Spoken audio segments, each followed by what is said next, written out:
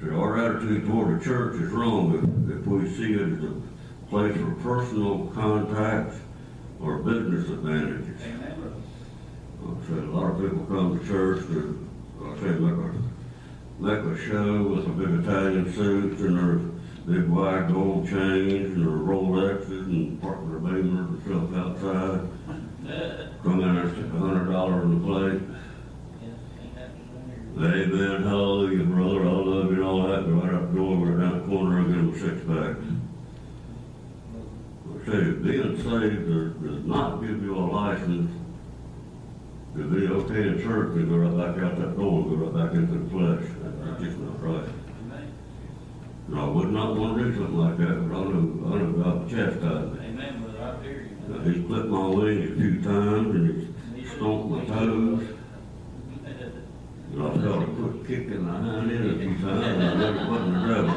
Amen. Make sure you attend church to worship God and God only. Amen.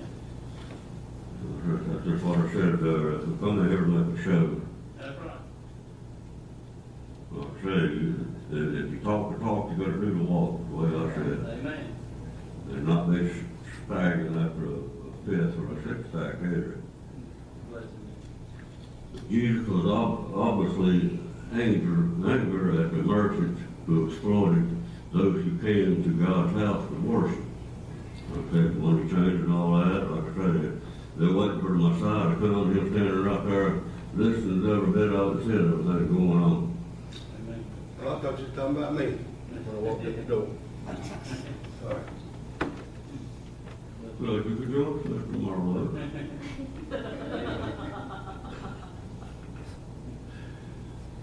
There is a difference between uncontrolled and righteous indignation. That's right, brother. That's what I was talking about. Like I say, righteous anger, that's different, straight out anger. That's right. But both are called anger.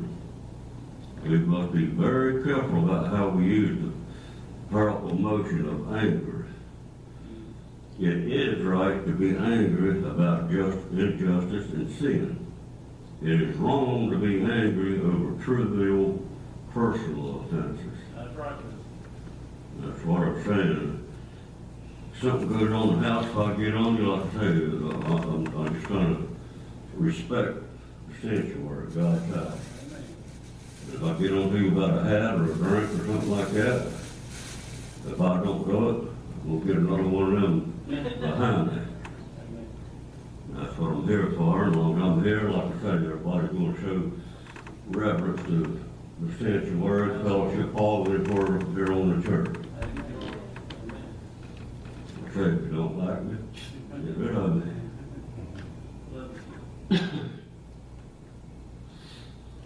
Now, verse 15 and 16, you just made a whip. That's what the word scourge meant. That's right.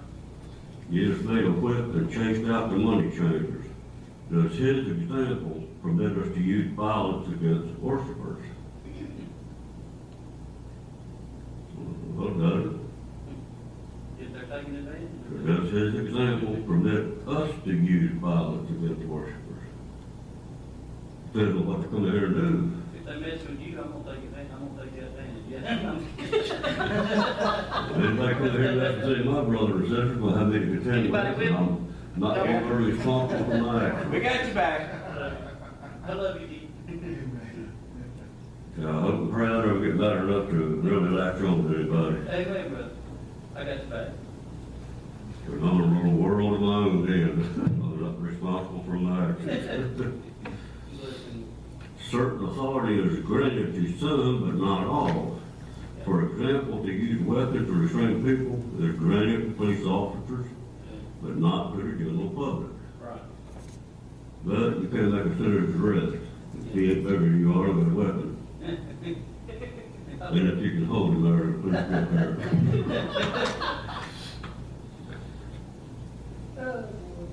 The authority to imprison is granted to a judge, but not individual citizens.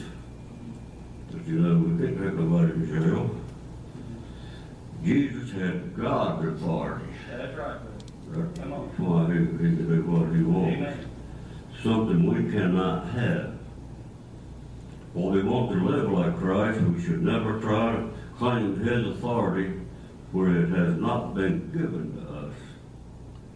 And I know a lot of people try to play God. Jesus took this is 17 and 18 here. Jesus took the evil acts in the temple as an insult against God. He said, I don't blame it one bit. And thus he did not deal with them half-heartedly. He was eaten up or consumed with a righteous anger against such flagrant disrespect for God. And the whole time, like I said, them sitting there waiting for the Messiah, and the Messiah was doing all this to begin with. Verse 19 and 20. The Jews understood it to mean the temple out of which he had just driven the merchants and money changers. This was the temple Zerubbabel had built over 500 years earlier. But Herod the Great had begun remodeling it, making it much larger and far more beautiful. It had been 46 years since the remodeling had started, around 20 BC, and it wasn't completely finished yet. They understood Jesus' words to mean that the imposing building could be torn down and rebuilt in 3 days, and they were startled. Verse 21 and 22. Jesus was not talking about the literal temple, but of his body. That's right. But I say, but what he had said there, kind of startled them, so they began to wonder who he was. And they had to tear a building down and rebuild it in 3 days, where they've been working on it 46 years and wasn't even completed yet. We got to get my attention too. Amen. His listeners didn't realize it, but Jesus was greater than the temple. We read that in Matthew 12 and 6. Amen, brother. His words took on meaning for his disciples after his resurrection. That Christ perfectly fulfilled a prediction became the strongest proof for his claim to be God.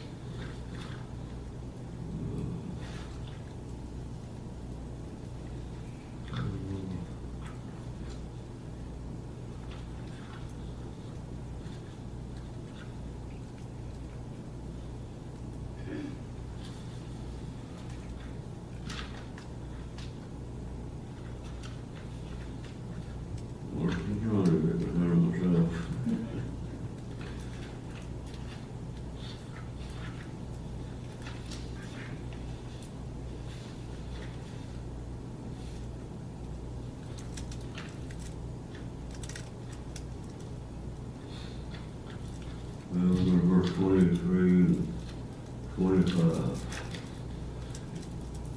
Jesus was the Son of God, knows all about human nature. And you got that right. I'll tell you, he knows the thought you're going to have before you even think it or say it. He was well aware of the truth of Jerusalem. 17:9 on that, which states, the heart is deceitful above all things and desperately wicked. Who could know it? Okay, Jesus knows all of that. Jesus was discerning, and he knew that the faith of some would be followers or superficial. Some of the same people claiming to believe in Christ at this time would later yell, crucify him. You're right. It's easy to believe when it's exciting and everyone else believes the same way. But your faith, even when it isn't popular, but keep your faith even when it's unpopular to follow Christ.